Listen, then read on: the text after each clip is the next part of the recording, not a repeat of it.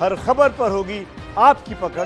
Download कीजिए ABP live app. और वक्त है एबीपी न्यूज एक्सक्लूसिव का। सुशांत केस की सीबीआई जांच में आज एबीपी न्यूज आपको जानकारी देने जा रहा है, वो सुपर एक्सक्लूसिव है। कल सीबीआई ने जो दिन भर जांच की, उसमें घटना के दिन घर में मौजूद लोगों और केस के तथ्यों में फर्क नजर आया है।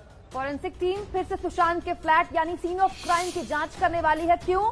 क्योंकि जो पूछताछ हुई है कल और जो फॉरेंसिक जांच में चीजें हासिल हुई हैं, उनमें फर्क आया है। तो बयानों में फर्क एक बहुत बड़ा कारण है कि एक बार फिर से पूछताछ का सिलसिला शुरू किया जाएगा।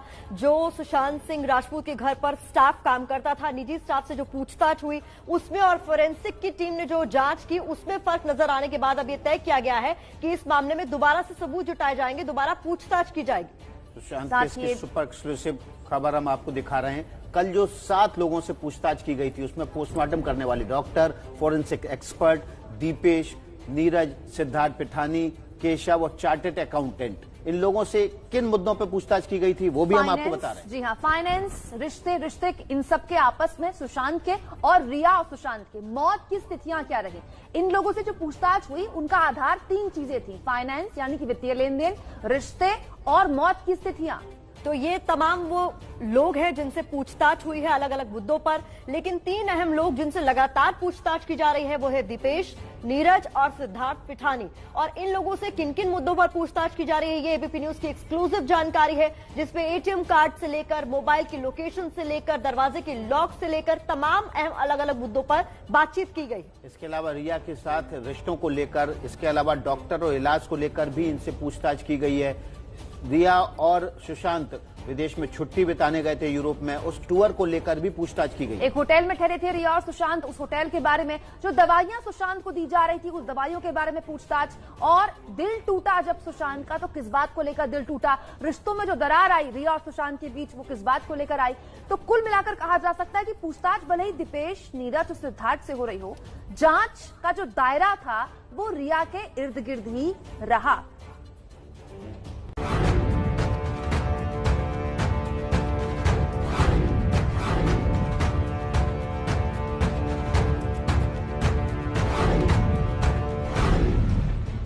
ये सुशांत का वही घर है जहां 14 जून को उनकी मौत हुई थी।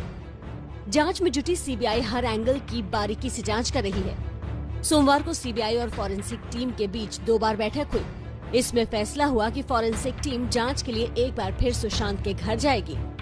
अभी तक की पूछताछ से मिली जानकारी और फॉरेंसिक नतीजों में अंतर आ रहा है। इसकी जाँच के लिए सीबीआई की टीम कूपर अस्पताल पहुँची, जहां पोस्टमार्टम करने वाले डॉक्टरों से करीब 1 घंटे पूछताछ हुई। मुंबई का ये वही कूपर अस्पताल है जहां सुशांत सिंह राजपूत का पोस्टमार्टम हुआ था। सीएफएसएल की रिपोर्ट के मुताबिक जिस कपड़े से सुशांत का शरीर लटका था, वो सुशांत का वजन बर्दाश्त कर सकता था। बिस्तर और पंखे के बीच की दूरी सुशांत के लटकने के लिए काफी है। सुशांत के कमरे के साउंड टेस्ट की रिपोर्ट भी सीएफएसएल ने सौंप दी। कितनी आवाज कमरे के अंदर जा सकती थी और कितनी आवाज बाहर आ सकती थी। दीपेश, नीरज और सिद्धार्थ पिठानी की उंगलियों के सैंपल भी फॉरेंसिक टीम ने ले लिए हैं। इनका सुशांत के घर से मिले फिंगरप्रिंट से मिलान करवाया जाएगा।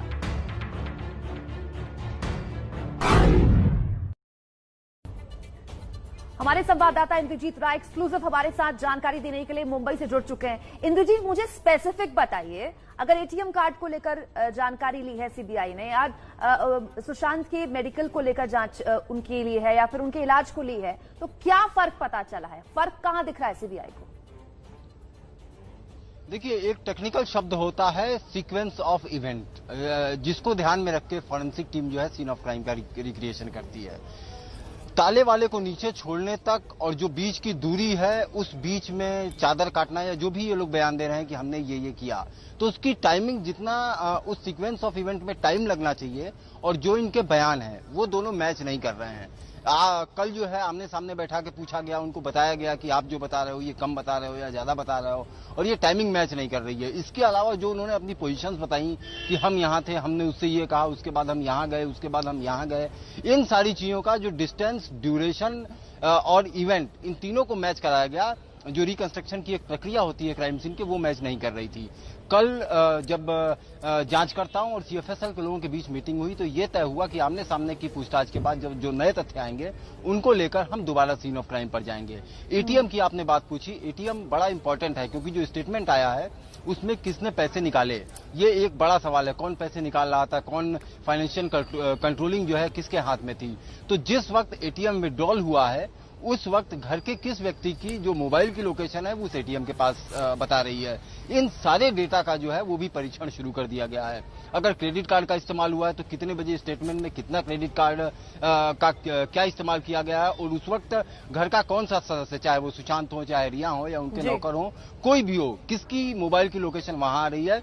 तो इन बयानों को परखा जाएगा, इन सारी चीजों को सारी कवायद करके। जी इंद्रजीत, आप बहुत अहम जानकारी दे रहे हैं। आप हमारे साथ लगातार बने रहिए, आगे भी आपसे जानकारी लेते रहेंगे। इस वक्त सुशांत केस से जुड़ी बड़ी खबर आ रही है। बड़ी खबर यह है कि सीबीआई के एक इंस्पेक्टर डीआरडीओ गेस्ट हाउस पहुंचे हैं, जहां डीआरडीओ गेस्ट हाउस में मुंबई पुलिस के इंस्पेक्टर डीआरडीओ गेस्ट हाउस पहुंचे हैं। और ये डीआरडीओ गेस्ट हाउस वो जगह है जहां पर सीबीआई लगातार इस केस से जुड़ी हुई पूछताछ कर रही है। मुंबई पुलिस की एक गाड़ी डीआरडीओ गेस्ट हाउस पहुंची है। इस गाड़ी में एक मुंबई पुलिस का इंस्पेक्टर भी है। गाड़ी बांद्रा पुलिस स्टेशन से सीधे डीआरडीओ गेस्ट हाउस पहुंची है। तो मुंबई पुलिस की एक गाड़ी पहुंची है डीआरडीओ गेस्ट हाउस। गाड़ी में बांद्रा पुलिस स्टेशन के एक इंस्पेक्टर है। अपडेट लेंगे संवाददाता मनोज वर्मा से। मनोज, सहयोग की बात की थी सुप्रीम कोर्ट ने, क्या उसी कड़ी में ये मुलाकात? जी बिल्कुल, उसी कड़ी में ये मुलाकात है। और जैसा कि जानकारी मिल रही है हमारे सूत्रों से, ये वो इंस्पेक्टर है जो 14 तारीख को यानी कि 14 जून को जब सुशांत सिंह राजपूत की मौत हुई थी उस दिन ये वहां मौका वारदात पर पहुंचे थे। तो अभी ऐसी जानकारी मिल रही है कि इनको पूछताछ के लिए यहाँ पर बुलाया गया है और कुछ और डॉक्यूमेंट्स इनसे लेने थे, कुछ और डिटेल इनसे लेनी थी, इसी वजह से इनको सुबह बुलाया गया है और अभी गाड़ी यहाँ पर अंदर पहुंची है। तो बहुत अहम जानकारी दे रहे हैं मनोज वर्मा की जांच में सहयोग के लिए एक बांद्रा पुलिस स्टेशन से एक इंस्पेक्टर है जो वो मौके पर पहुंचे हैं, क्योंकि जिस दिन सुशांत की बॉडी बरामद की गई थी उस दिन सबसे पहले मौके पर यही पहुंचे थे। और ये तस्वीरें हमारे पास आ चुकी हैं, यही वो गाड़ी है उस वक्त की तस्वीरें जब ये डीआरडीओ गेस्ट हाउस में पुलिस की गाड़ी पहुंची और इसमें एक इंस्पेक्टर मौजूद थे। मनोज, ये क्या वही इंस्पेक्टर हैं जो कि इस मामले के मुंबई पुलिस की तरफ से आईओ थे, इन्वेस्टिगेटिव ऑफिसर थे, जो इस वक्त डीआरडीओ गेस्ट हाउस पहुंचे हैं? जी देखिए विकास, ये आईओ नहीं है लेकिन इस केस से जुड़े ही हुए इंस्पेक्टर हैं। इस केस में आपको बता दें कि कई लोग जांच कर रहे थे, तो इस केस से जुड़े हुए इंस्पेक्टर है। सीबीआई के जो सूत्र है हमारे वो बता रहे हैं कि इनको आज सुबह बुलाया गया था, कुछ जानकारी कुछ डिटेल इनसे लेनी थी, इसी वजह से इनको यहाँ पर बुलाया गया है। ये जानकारी मनोज अभी एबीपी न्यूज को मिली है कि ये वो इंस्पेक्टर है जिन्होंने सबसे पहले सुशांत को देखा, यानी सुशांत के शव को देखा। तो इसका मतलब ये जो पूछताछ अब होगी सीबीआई की इंस्पेक्टर से, ये लंबी चलेगी क्योंकि सबसे पहली कड़ी ही इंस्पेक्टर है। बिल्कुल, देखिए जो सीबीआई की पूछताछ है वो लंबी चलने वाली है। उसकी वजह ये है कि सुशांत सिंह राजपूत का जो शव था वो पंखे से उतार लिया गया था और उसके बाद ये वहां पर पहुंचे थे। तो कमरे के क्या हालात थे उस वक्त के, वो अब शायद इनसे जानकारी ली जाएगी। इसके अलावा क्योंकि जो डमी परीक्षण है वो भी सीबीआई की टीम कर चुकी है और डमी परीक्षण का एनालिसिस और इनसे पूछताछ बहुत जरूरी बन जाती है, क्योंकि ये सबसे पहले पहुंचे थे। तो कमरे के उस वक्त के क्या हालात थे वो इनसे पूछे जाएंगे। जी बहुत बहुत शुक्रिया मनोज इस तमाम जानकारी के लिए। आप लगातार ग्राउंड जीरो पर मौजूद हैं, नजर बनाए रखिए। इस पूरे मामले पर जो भी अपडेट होगा सबसे पहले आपको एबीपी न्यूज पर मिलेगा। सीबीआई ने दीपेश, नीरज और सिद्धार्थ पिठानी से सुशांत के कमरे का दरवाजा खोलने पर काफी सवाल पूछे हैं। तीनों के जवाब मौके पर मिले फैक्ट से मेल नहीं खाते। एबीपी न्यूज की एक्सक्लूसिव रिपोर्ट। दीपेश, नीरज और सिद्धार्थ पिठानी से एक साथ और अलग अलग पूछताछ की गई। सीबीआई ने पूछा,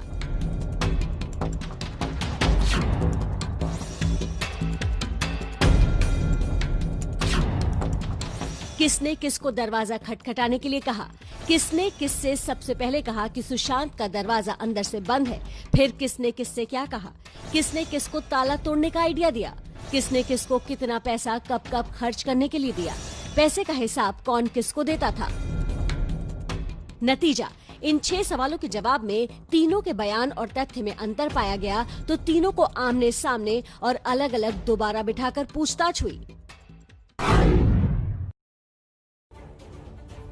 इसी खबर पर हमारे सहयोगी इंद्रजीत जुड़े हुए हैं। इंद्रजीत, एक बड़ा सवाल यह है कि इस मामले की जांच सीबीआई को इसी आधार पर गई थी जिसमें सुशांत के पिताजी ने फाइनेंशियल डिस्क्रिमिनेशन की बात की थी कि उनके अकाउंट से काफी पैसा निकला है। कल चार्टर्ड अकाउंटेंट से भी पूछताछ की गई है, क्या निकलकर सामने आया? जो बैंक खातों से 15 करोड़ रुपए ट्रांसफर हुआ है वो किन किन लोगों को गया और क्यों भेजा गया था? जी देखिए, एक बड़ी बात विकास समझनी होगी हम लोगों को कि अभी तक जो जांच हो रही थी कल से पहले तक, उसका फोकस सिर्फ वो वारदात वाला दिन था कि सुबह क्या हुआ, उसके बाद क्या हुआ, उसके बाद क्या हुआ।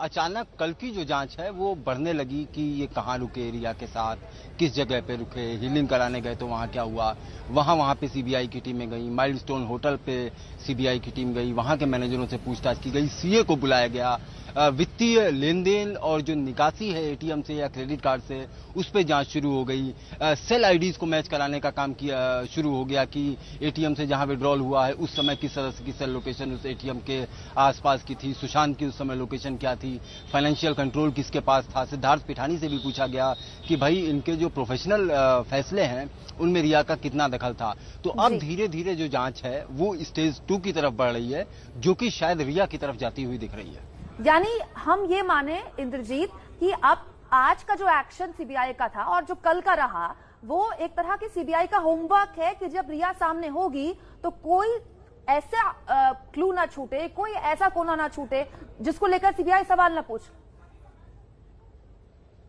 जी बिल्कुल, देखिए सीबीआई की एफआईआर में जितने लोग भी नेम्ड हैं, 5 लोगों को उन्होंने नेम्ड किया है।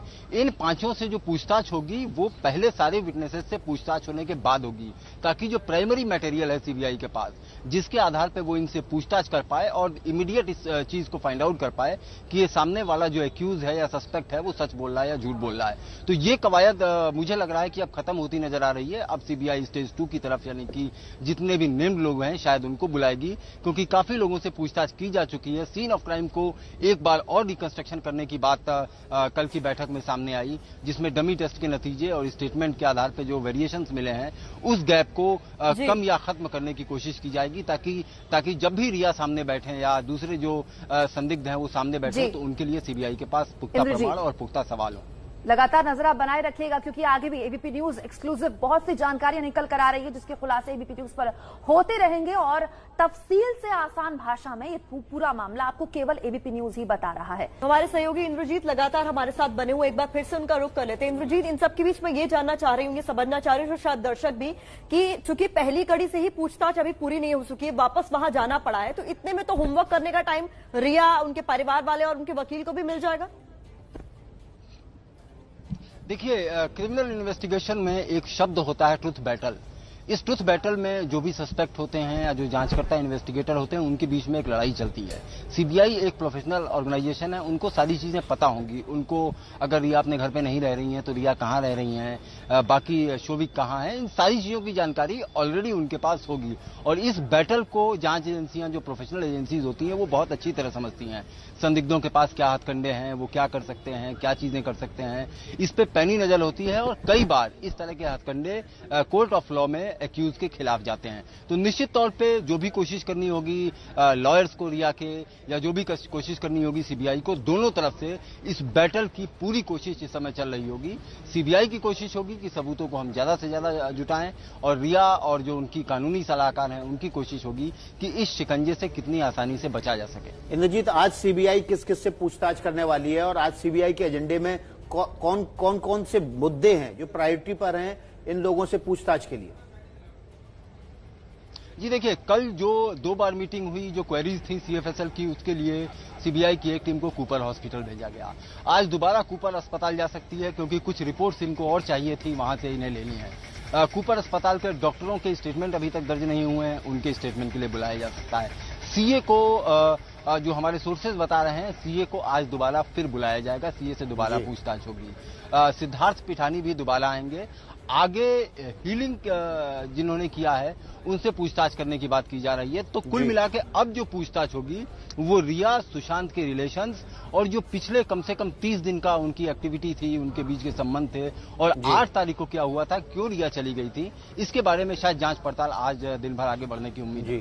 बहुत बहुत शुक्रिया इंद्रजीत आपका। कुल मिलाकर जो कल पूछताछ हुई थी वही लोगों से आज फिर से पूछताछ हो सकती है और ये पूछताछ लंबी भी चल सकती है।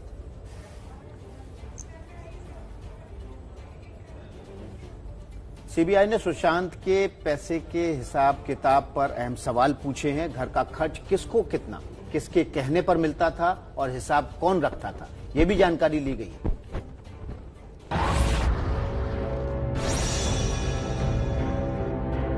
सीबीआई टीम ने दीपेश, नीरज और सिद्धार्थ के साथ चार्टर्ड अकाउंटेंट से भी बात की ताकि केस में पैसे की गुत्थी सुलझाई जा सके। सुशांत के प्रोफेशनल करियर पर सवाल किए गए, सुशांत के प्रोफेशन और रिया से रिश्तों पर सवाल, सुशांत के इलाज और डॉक्टर्स के बारे में जानकारी, यूरोप टूर के पहले और बाद में क्या हुआ, सिद्धार्थ से मिली जानकारी तथ्यों के इर्द गिर्द है।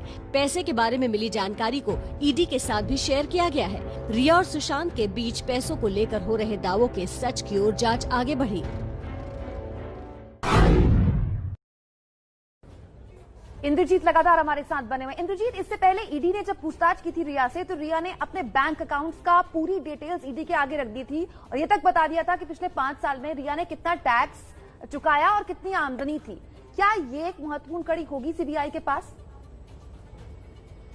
जी देखिए, सीबीआई जो जांच कर रही है पर्दे के पीछे, इसमें कोई शक नहीं है कि ईडी के उन जांचकर्ताओं से वो बात कर रही होगी। उसको जो भी जानकारियां ईडी से चाहिए वो ऑफ द रिकॉर्ड में वो ईडी से ले रही होगी। कल की पूछताछ में जो सीए थे उनसे किसी तरह के डॉक्यूमेंट लाने के लिए नहीं कहा गया। हमने तस्वीरों में देखा किसी जो बिना किसी डॉक्यूमेंट के जो चार्टर्ड अकाउंटेंट थे वो सीबीआई के डीआरडीओ गेस्ट हाउस पहुंचे। यानी कि इससे साफ पता चलता है कि सीबीआई का अपना फाइनेंशियल एंगल का होमवर्क ईडी के थ्रू ऑलरेडी काफी मजबूत होगा। तो ईडी से काफी जानकारियां मिल चुकी हैं, बस अब सीबीआई की जो कोशिश है वो कड़ियों को जोड़ने की है और इन कड़ियों को जोड़ने के बाद किस तरफ ये जांच जाती है या क्या नतीजे सामने वाले आते हैं, ये तो आने वाला वक्त बताएगा। लेकिन इतना जरूर है कि आने वाले दिनों में 48 घंटे आप कह सकती हैं, 24 घंटे कह सकती हैं, उसके बाद इस जांच में बहुत बड़ी तेजी देखने को मिलेगी, क्योंकि स्टेज 2 जो होती है किसी भी जांच एजेंसी की, वो सबसे ज्यादा फास्ट मानी जाती है। जी बहुत बहुत शुक्रिया इंद्रजीत, आप लगातार इस पूरे मामले पर नजर बनाए रखें, आगे भी आपसे अपडेट लेते रहेंगे।